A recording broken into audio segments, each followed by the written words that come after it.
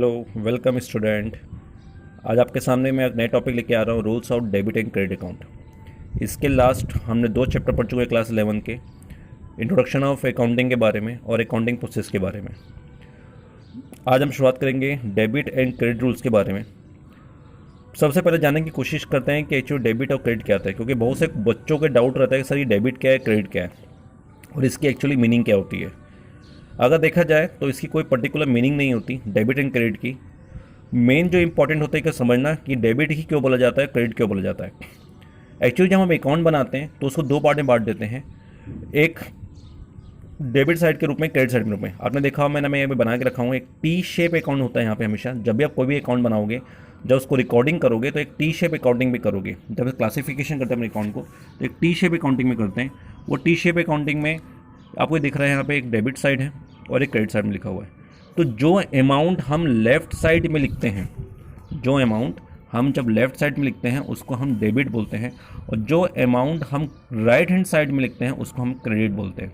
तो ये हमेशा याद रखना कि डेबिट जो लेफ़्ट हैंड साइड में जितने भी अकाउंट का मेंशन कर रहे हैं वो आपका डेबिट अकाउंट के नाम से जाना जाएगा, या डेबिट साइड के नाम से जाना जाता है, या डेबिट बोला जाता है उसको। या जो भी हम राइट हैंड साइड में लिखते हैं उसको हम क्रेडिट साइड में लिखते हैं, बोलते हैं उसको क्रेडिट अकाउंट बोलते हैं। Is it clear? तो इसकी एक पर्टिकुलर मीनिंग नहीं होती।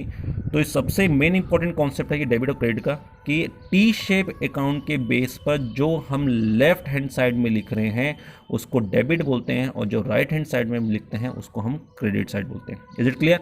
नाउ अब बात करेंगे हम actually rules of debit and credit की। तो आपने समझ सुना होगा कि गोल्डन रूल्स ऑफ अकाउंट होता है। वो गोल्डन रूल्स ऑफ अकाउंट्स में हम 3 टाइप से मेन अकाउंट पढ़ेंगे, पर्सनल अकाउंट, रियल अकाउंट और नॉमिनल अकाउंट। तो सबसे पहले हम बेसिक क्लियर कर लेते हैं कि पर्सनल अकाउंट क्या होता है, रियल अकाउंट क्या होता है और नॉमिनल अकाउंट होता है। पर्सनल अकाउंट के बारे में पढ़ेंगे तो पर्सनल अकाउंट जो पूरी तरह से बिलोंग करता है किसी एक पर्सन को, पर्सन के से रिलेटेड रहता है। तो ये पर्सनल अकाउंट 3 प्रकार के होंगे, natural personal account, artificial personal account और रिप्रेजेंटेटिव पर्सनल अकाउंट। सबसे पहले बात करेंगे हम नेचुरल पर्सनल अकाउंट की। तो नेचुरल पर्सनल अकाउंट होता है जो क्रिएटेड बाय मैन, खुद बनाता है। ठीक है, जैसे हम कोई भी आप बिजनेस शुरू करते हैं, अगर आप अपने नेचुरल नाम से ही हम बिजनेस शुरू करते हैं, वो अकाउंट पूरा मेंटेन होता है नेचुरल पर्सन अकाउंट के नाम से। उसके बाद आता है artificial personal account. Artificial account में आप एक आर्टिफिशियल पर्सन को क्रिएट कर लेते हो जिसको हम यूज़ करते हैं मैसर्स के नाम से। आपने बहुत सारे फर्म का नाम देखा होगा, Messrs Ramnarayan company, Messrs Suresh and company. इस पर चीज़ें हैं जो आर्टिफिशियल पर्सनल अकाउंट को क्रिएट करती है। Is it clear? तीसरा होता है रिप्रेजेंटेटिव पर्सनल अकाउंट। ये रिप्रेजेंटेटिव अकाउंट जो क्रिएटेड बाय लॉ, एक लॉ के द्वारा बनाया गया है। ठीक है, जो एक पार्लियामेंट के द्वारा पास किया जाता है, ऐसे नाम को उसको बोलते हैं representative personal account.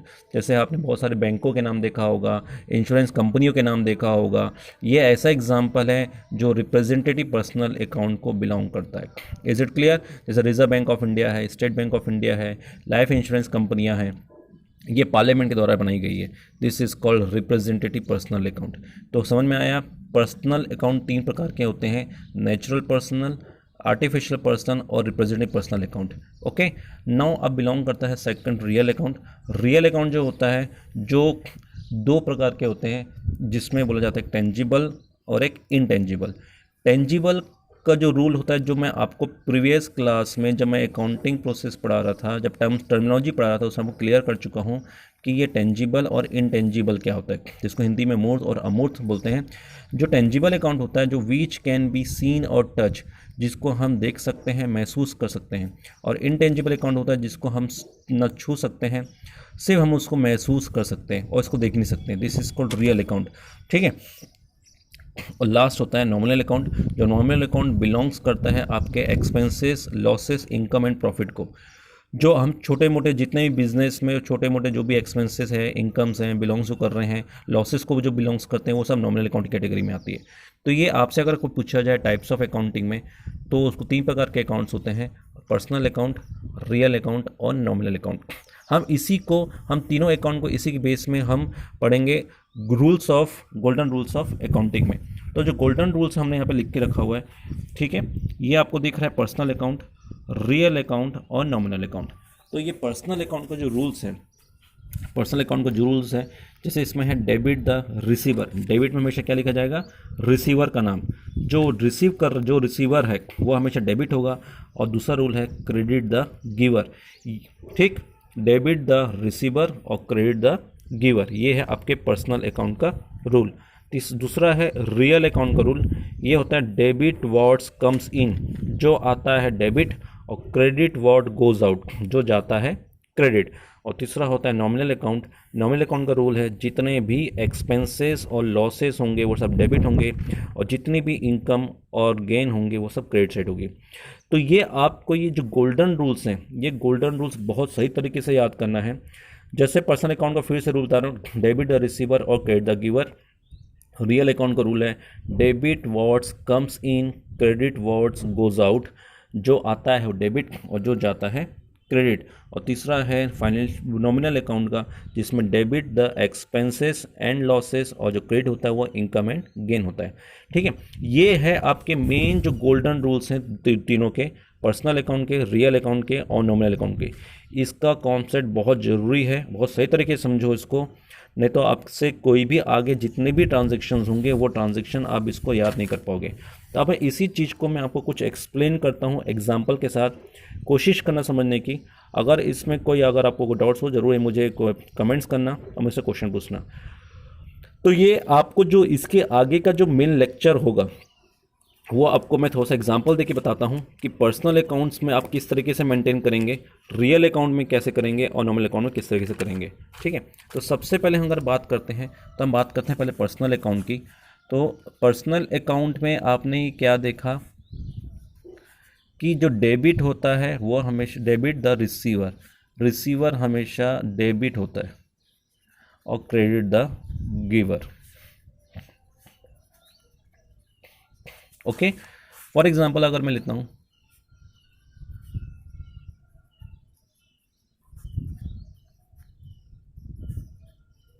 Ram purchase goods from Shyam. Okay, अब यहाँ पे दो बंदे हैं, देखो यहाँ पे दो बंदे दे रहा है, एक राम और एक श्याम। अब आप अपने अकाउंट पे देखो, अगर आप अपने आप को राम रिप्रेजेंट करते हो और या अपने आप को आप श्याम रिप्रेजेंट करते हो, सबसे पहले आप अपने आप को एक राम रिप्रेजेंट करो। तो राम क्या कर रहा है, परचेस कर रहा है। क्या कर रहा है, परचेस। तो आपके पास क्या आ रहा है, परचेस है, जो आपको दिख रहा है। हमने क्या पढ़ा रियल अकाउंट के रेल में, ये आपका रियल अकाउंट है। टेंजिबल एसेट्स है, जो आपको दिखता है, तो आपके पास परचेस क्या आ रहा है, दिख रहा है। 2, अब यहाँ पे देने वाला कौन है, श्याम है। श्याम क्या है, देने वाला है, तो क्रेडिट द गिवर।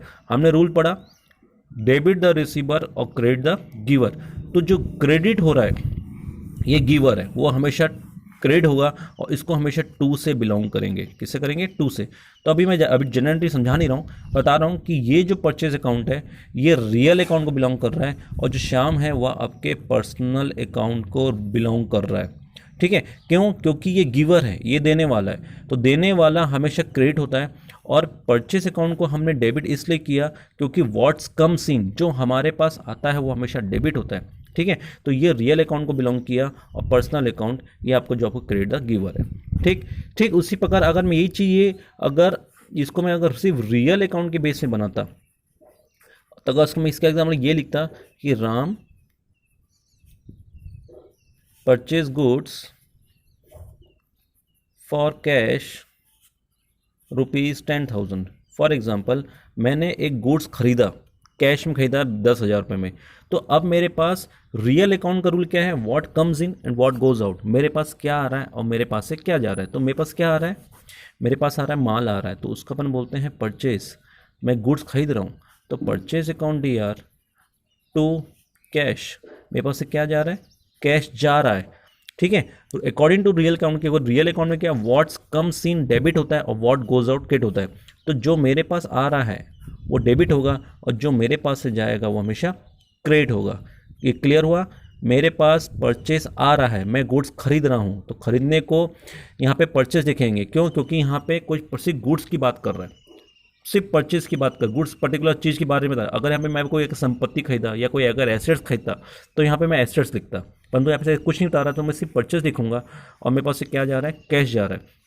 तो ये हुआ मेरा रियल अकाउंट्स का रूल्स। अब ये चीज़ अगर मैं नॉमिनल अकाउंट की बात करूँ तो नॉमिनल अकाउंट की अगर बात करने के लिए तो नॉमिनल अकाउंट का रूल क्या है, debit all expenses and losses, ठीक है। और क्रेडिट क्या है आपका, all income and profit. Clear, यानी आपने यहाँ पे बिलोंग किया कि जितने भी अगर आपके एक्सपेंसेस और लॉसेस हैं और वो हमेशा हमेशा ऊपर लिखेंगे या डेबिट में लिखेंगे, और जितने भी इनकम और प्रॉफिट होगी वो हमेशा कहाँ लिखेंगे, उसको क्रेडिट में लिखेंगे। फॉर एग्जांपल अगर आप बिजनेस कर रहे हो तो बिजनेस में ऑब्वियसली आप बहुत सारे एम्प्लॉय रखोगे, मजदूर रखोगे, उसको आप कुछ ना कुछ तो पेमेंट करोगे। तो वो आप जो पेमेंट कर रहे हो वो आपके लिए है क्या है, वो आपके लिए खर्चा है। तो वो खर्चा किस रूप में है वो जरूरी है। जैसा आपने अपने ऑफिस में अपने को एम्प्लॉय रखे हो और एम्प्लॉय को हर महीने आप सैलरी दे रहे हो, तो सैलरी क्या है, एक प्रकार का खर्चा है। तो सैलरी हमेशा क्या होगा, डेबिट होगा। सैलरी क्या होगा, हमेशा